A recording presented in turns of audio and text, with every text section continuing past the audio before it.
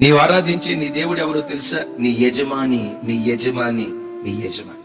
ఒక ఇంటి యజమాని భార్యకి ఏం చేయాలి, పిల్లలకి ఏం చేయాలి, వాళ్ళ ఫీజులు ఎట్లా కట్టాలి, వాళ్ళ అవసరాలు ఏంటని ఒక తండ్రి తన పిల్లల గురించి అనుక్షణం చింతించినట్లుగా దైవజనమా, నీవు ఆరాధించే దేవుడు నీ కొరకు చింతిస్తున్నాడు, నీ భవిష్యత్తు కొరకు చింతిస్తున్నాడు, నీ ఆరోగ్య విషయమై చింతిస్తున్నాడు.